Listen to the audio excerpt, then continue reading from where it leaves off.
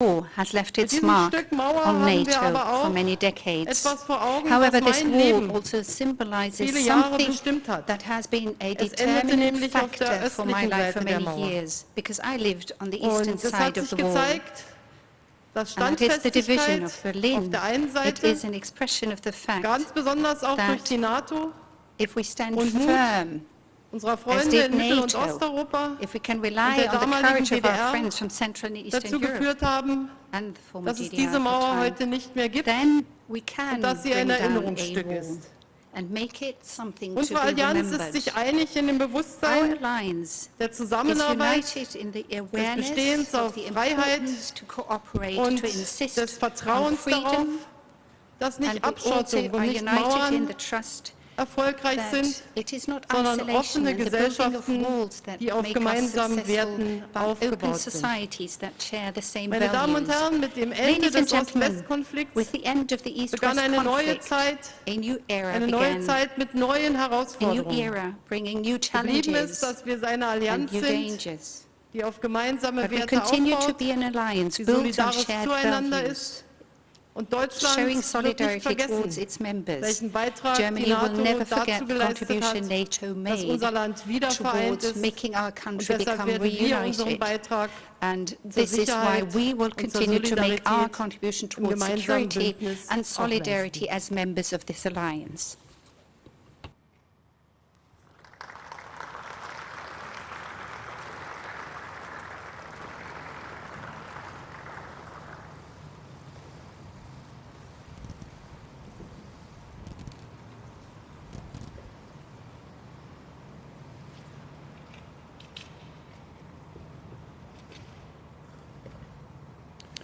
NATO's greatest strength is the enduring bond between North America and Europe.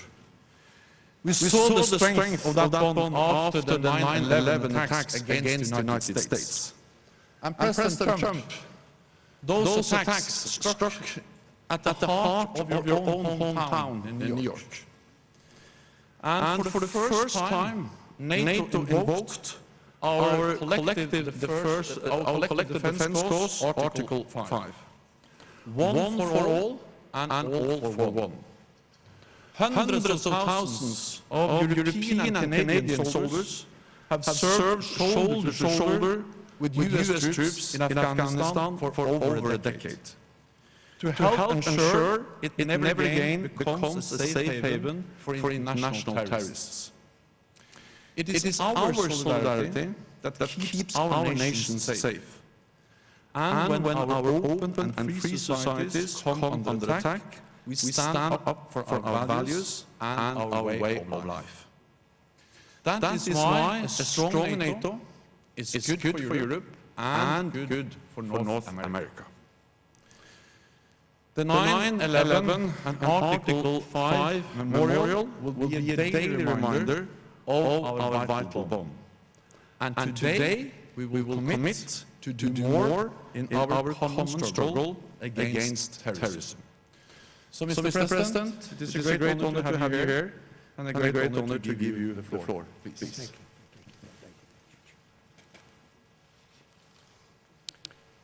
Thank you very much, Secretary General Stoltenberg, Chancellor Merkel, thank you very much.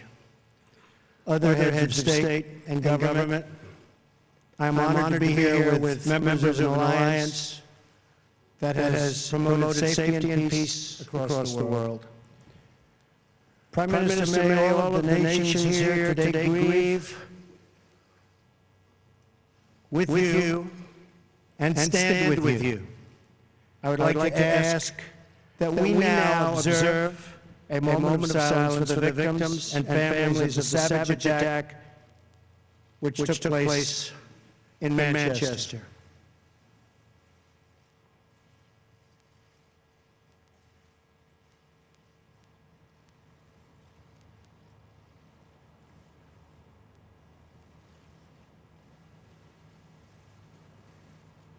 Thank you. Terrible thing. This ceremony is a day for both remembrance and resolve. We remember and mourn those nearly 3,000 innocent people who were brutally murdered by terrorists on September 11th, 2001. Our NATO allies responded swiftly and decisively, invoking for the first time in its history the Article 5 collective defense commitments. The recent attack on Manchester in the United Kingdom demonstrates the depths of the evil we face with terrorism. Innocent little girls and so many others were horribly murdered and badly injured while attending a concert, beautiful lives with so much great potential, torn from their families forever and ever. It was a barbaric and vicious attack upon our civilization. All people who cherish life must unite in finding, exposing, and removing these killers and extremists. And yes, losers. They are losers. Wherever they exist in our societies, we must drive them out and never, ever let them back in. This call for driving out terrorism is a message I took to a historic gathering of Arab and Muslim leaders across the region, hosted by Saudi Arabia. There I spent much time with King Solomon, a wise man who wants to see things get much better rapidly. The leaders of the Middle East have agreed at this unprecedented meeting to stop funding the radical ideology that leads to this horrible terrorism all over the globe. My travels and meetings have given me renewed hope that nations of many faiths can unite to defeat terrorism, a common threat to all of humanity. Terrorism must be stopped in its tracks, or the horror you saw in Manchester and so many other places will continue forever. You have thousands and thousands of people pouring into our various countries and spreading throughout. And in many cases, we have no idea who they are. We must be tough, we must be strong, and we must be vigilant. The NATO of the future must include a great focus on terrorism and immigration, as well as threats from Russia and on NATO's eastern and southern borders.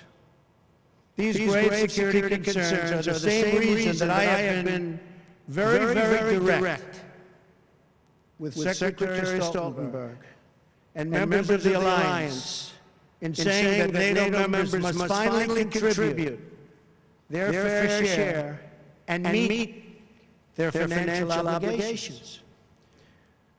But 23 of the 28 member nations are still not paying what they should be paying and what they're supposed to be paying for their defense. This is not fair to the people and taxpayers of the United States. And many of these nations owe massive amounts of money from past years and not paying in those past years. Over the last 8 years, the United States spent more on defense than all other NATO countries combined.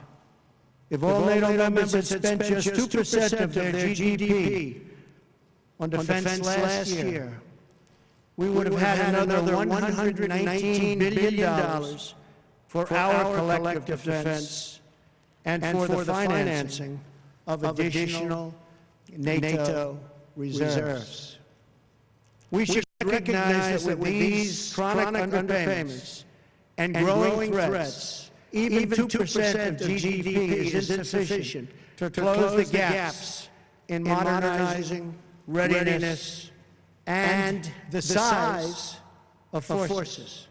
We have to make up for the many years lost. 2% is the bare minimum for confronting today's very real and very vicious threats.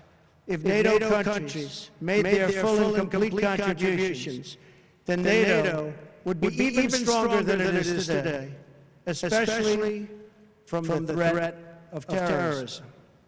I want to extend my appreciation to the 9/11 Memorial Museum in New York for contributing this remnant of the North Tower, as well as to Chancellor Merkel and the German people for donating this portion of the Berlin Wall. It is truly fitting that these two artifacts now reside here so close together at the new NATO headquarters. And I never asked once what the new NATO headquarters cost. I refuse to do that. But it is beautiful. Each one marks a pivotal event in the history of this alliance and in the eternal battle between good and evil. On one side, a testament to the triumph of our ideals over a totalitarian communist ideology bent on the oppression of millions and millions of people. On the other, a painful reminder of the barbaric evil that still exists in the world and that we must confront and defeat together as a group, as a world. This twisted mass of metal reminds us not only of what we have lost, but also what forever endures. The courage of our people, the strength of our resolve, and the commitments that bind us together as one. We will never forget the lives that were lost. We will never forsake the friends who stood by our side.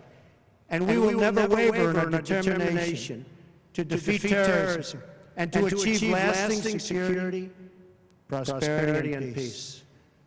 Thank you very much. It's a great honor to be here. Thank you.